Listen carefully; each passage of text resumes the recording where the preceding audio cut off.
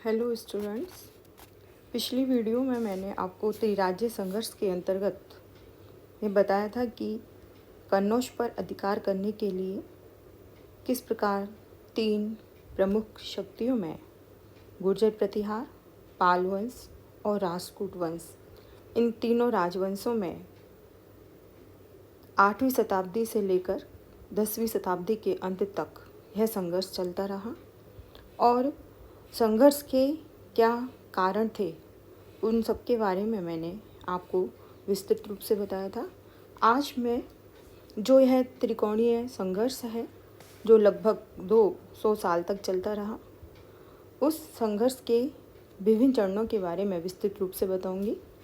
उससे पहले हम संघर्ष के विभिन्न चरणों के बारे में अध्ययन करें, उससे पहले हमें यह समझना आवश्यक है कि एक दूसरे वंश के समकालीन शासक कौन कौन से थे। जैसे पाल वंश में गोपाल इस वंश का संस्थापक था और गुर्जर प्रतिहार वंश में इसके समकालीन नागवट प्रथम और कुक्कुल देवराज रहा था। राष्ट्रकूट वंश के अंतर्गत दंती तुर्क।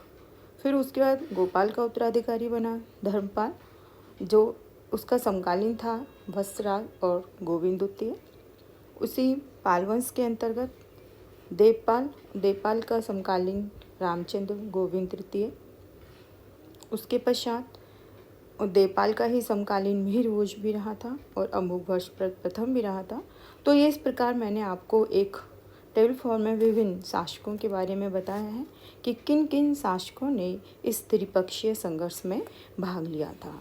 अब आता है त्रिपक्षीय जो संघर्ष हुआ था, तीन राज्यों का मध्य जो संघर्ष हुआ था, उसके कौन कौन से चरण हैं। इनको हम अध्ययन की दृष्टि से 6 भागों में बांटते हैं, 6 चरणों के अंतर्गत बांटा जाता है। पहला चरण आता है प्रथम चरण, जिसमें राष्ट्रकूट वंश को सफलता प्राप्त हुई थी। त्रिपक्षीय संघर्ष के इस प्रथम चरण में गुर्जर प्रतिहार वंश की तरफ से वत्सराज ने, राष्ट्रकूट वंश की तरफ से ध्रुव शासक ने और बंगाल के शासक था धर्मपाल जो पाल वंश से था, उन तीनों ने इसमें भाग लिया था। इन तीनों का आमना सामना हुआ था।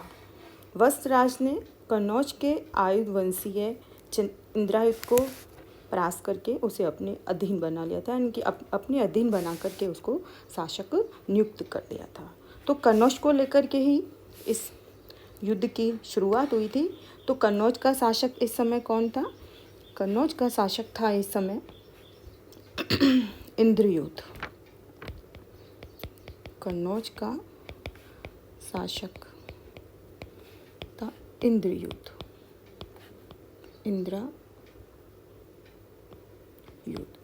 तो इसको परास्त किया था प्रतिहार नरेश ने और उसको वापस उसने शासक बना दिया था, अपने अधीन शासक उसको बना दिया था। तो धर्मपाल जो कि पाल वंश से शासक था, उसके लिए असहनीय स्थिति थी और उस कारण उसने निश्चय किया कि वह इस युद्ध में शामिल होगा और यहीं से ही यह त्रिपक्षीय संघर्ष की लंबी जो शुरुआत हुई थी यहीं से प्रारंभ हुई थी। और वत्सराज और धर्मपाल उन दोनों के बीच में युद्ध हुआ जिसमें धर्मपाल परास्त हुआ।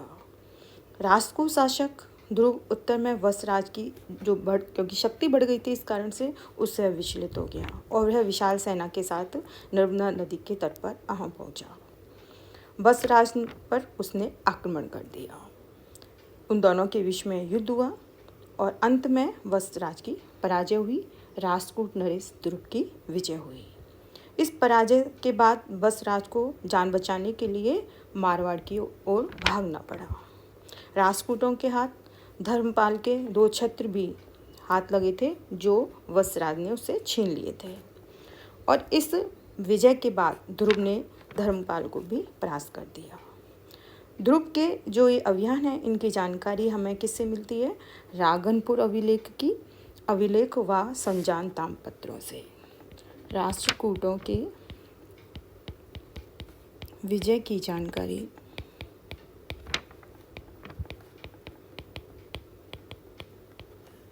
किससे मिलती है हमें? एक तो संजान ताम्रपत्र से,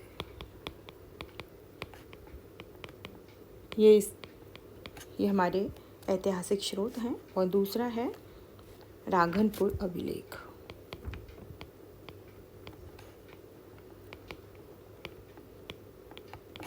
इन 2 से हमें इनकी जानकारी मिलती है।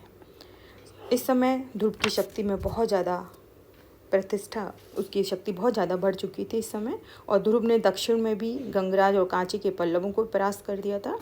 लेकिन जो उसकी यह उत्तर भारत में जो विजय थी वो लंबे समय तक नहीं रह सकी, उसको स्थायी तो नहीं दे सका क्योंकि दूरियां बहुत ज़्यादा थी, और एक और तो भौगोलिक बाधाएं थी, और दूसरी ओर क्या हुआ कि उसके अपने ही राज्य में आंतरिक जो संघर्ष था उसकी स्थिति उत्पन्न हो गई, आंतरिक संघर्ष की। तो इस प्रकार जो प्रथम चरण में जो राष्ट्र शासक ध्रुव को सफलता मिली थी वह अल्पकालीन सफलता थी। दूसरा चरण आता है द्वितीय चरण। इस समय अब किसका प्रभाव बढ़ गया था? पाल वंश का प्रभाव बढ़ गया था। पहले चरण में राष्ट्रकूटों का प्रभाव था और उनको सफलता मिली थी, और दूसरा चरण था पाल वंश का, जिस पर पाल वंश का प्रभाव पड़ा था कन्नौज पर। त्रिपक्षीय संघर्ष के द्वितीय चरण में 2 शक्तियां प्रमुख रूप से नीत रही थी। 2 में भी मुख्य रूप से एक का ही सबसे ज़्यादा प्रभाव रहा था, वो था पाल वंश। बंगाल का धर्मपाल और गुर्जर प्रतिहारों का राजा वत्सराज। धर्मपाल अपनी सीमा सुरक्षित करने के लिए पश्चिमी प्रदेश पर अपना प्रभुत्व स्थापित करने के उद्देश्य से आगे बढ़ा। ठीक है, और इस समय क्या हो रहा था, जो स्थिति थी कन्नौज में, इस समय था आयुध वंश के 2 भाई थे, इंद्र और चक्र। उन दोनों में राज सिंहासन के लिए गृह युद्ध चल रहा था। धर्मपाल ने किसका समर्थन किया? चक्रायुध का। ठीक है, इंद्रायुध का समर्थन किसने किया था? वत्सराज ने किया था, जैसा मैंने प्रथम चरण में बताया था। और द्वितीय चरण में किसने समर्थन किया है? धर्मपाल ने चक्रायुध का समर्थन किया। और तो उससे क्या हुआ कि उसके समर्थन करने से उसने किसको शासक बना दिया? चक्रायुध को शासक बना दिया। इसका और इसे जो कन्नौज नरेश था वह चक्रायुध, जो कन्नौज नरेश था चक्रायुध, वह पाल नरेश धर्मपाल के संरक्षण में कन्नौज का शासक बन गया। इसका उल्लेख हमें, उसके अभिलेख है, उसके द्वारा हमें खालिमपुर अभिलेख है धर्मपाल का, उससे हमें उसका उल्लेख मिलता है। और यह भी उल्लेख मिलता है कि समस्त जो उत्तर भारत के राजा थे उन्होंने उसका समर्थन किया था, और सभी ने अपना मस्तक झुका करके धन्यवाद देते हुए चक्रायुध को शासक स्वीकार किया था। तो निश्चित है इससे पाल जो वंश है उसका प्रभाव क्षेत्र बहुत ज़्यादा बढ़ गया था। धर्मपाल का प्रभाव लगभग संपूर्ण उत्तर भारत में इस समय फैल गया था। उत्तर भारत की जो सभी शक्तियों के द्वारा उसकी सर्वोच्चता को स्वीकार कर लिया गया था। तो इसी प्रभाव के बढ़ते ही, क्योंकि इस प्रकार उसका प्रभाव बढ़ा, इसके कारण धर्मपाल को ने उत्तरापथ स्वामी की उपाधि को भी धारण किया था। अवंती सुंदरी कथा एक पुस्तक है जिसके लेखक हैं सोडपाल। उन्होंने धर्मपाल को उत्तरापथ स्वामी के नाम से संबोधित किया है। तो इस कारण से बंगाल उत्तर भारत की राजनीति में एक बहुत महत्वपूर्ण कारक बन गया था। तीसरा चरण आता है। तीसरा चरण, अब इस समय कन्नौज पर प्रतिहार वंश का वर्चस्व स्थापित हुआ। पहले में राष्ट्रकूट का चरण में, दूसरे चरण में पाल वंश का, और तीसरे चरण में किसका है?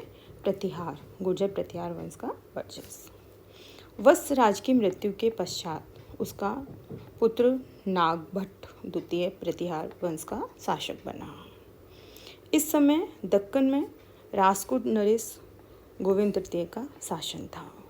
नागभट्ट द्वितीय ने अपने खोई हुई वंश की प्रतिष्ठा को प्राप्त करने का प्रयास किया।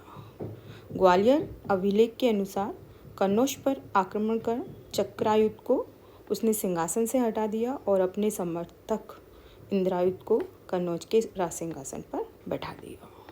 ठीक है, चक्रायुध को किसने बनाया था? धर्मपाल ने बनाया था। तो उसको हटा दिया और उसके स्थान पर उसने किसको बनाया है?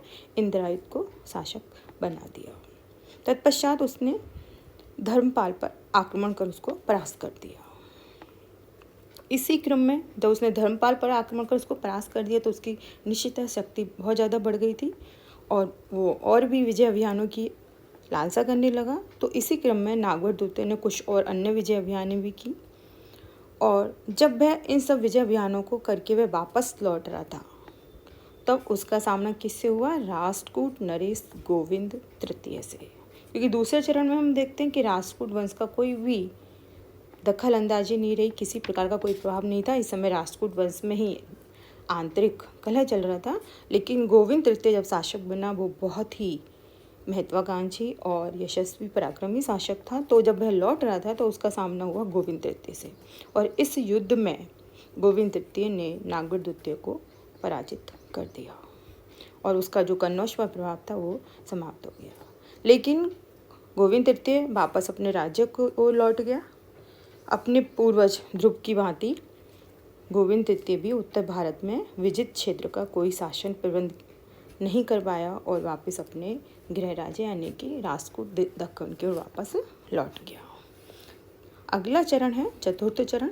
चतुर्थ चरण में वापस राष्ट्रकूटों का वर्चस्व स्थापित हुआ, क्योंकि इस समय भी गोविंद तृतीय शासक था जो कि बहुत ही योग्य और पराक्रमी शासक था। चतुर्थ जो चरण है वो विवादास्पद माना जाता है, बहुत विवादास्पद है। विशेष करके दो बातों को लेकर के यह विवादास्पद माना जाता है।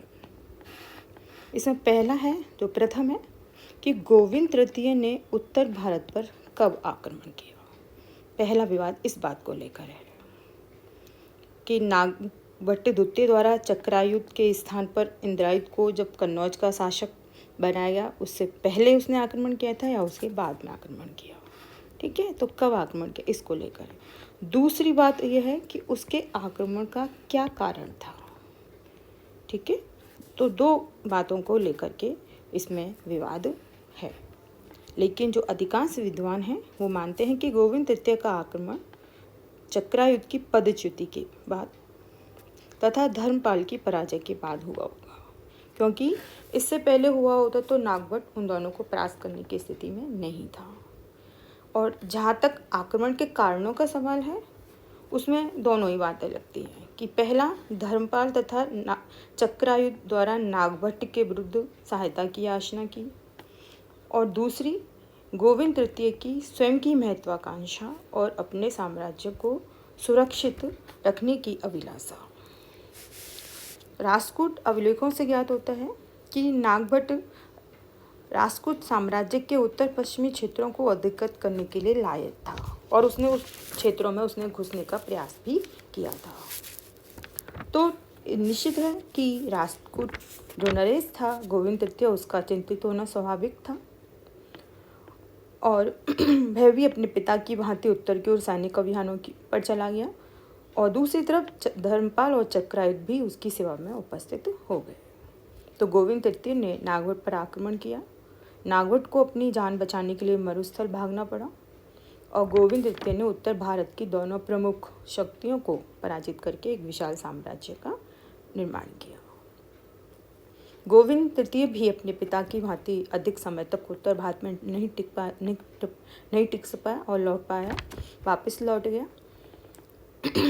1810 और 11 ईस्वी के बीच गोविंद ने दक्षिण भारत में केरल, पांड्य, चोल, पल्लव आदि को पराजित किया और एक विशाल साम्राज्य की स्थापना की थी। लेकिन यह जो उसकी शासन की स्थापना थी बहुत लंबे समय तक नहीं रह पाई और राष्ट्रकूट साम्राज्य जल्दी ही आंतरिक संकटों से घिर गया। तो इस चरण में प्रतिहार शक्ति पर कुछ समय के लिए बाधा उत्पन्न हुई थी, कुछ समय के लिए राष्ट्रकूटों के द्वारा उस पर नियंत्रण स्थापित किया गया था। लेकिन जैसे ही गोविंद तृतीय वापस लौटा तो नागभट्ट ने अपनी शक्ति को बढ़ाना शुरू कर दिया और दूसरी तरफ धर्मपाल ने भी अपने भूभागों पर दोबारा अधिकार कर लिया और उसके बाद धर्मपाल के बाद उसका पुत्र देवपाल शासक बना और उसने भी एक विशाल साम्राज्य की स्थापना की।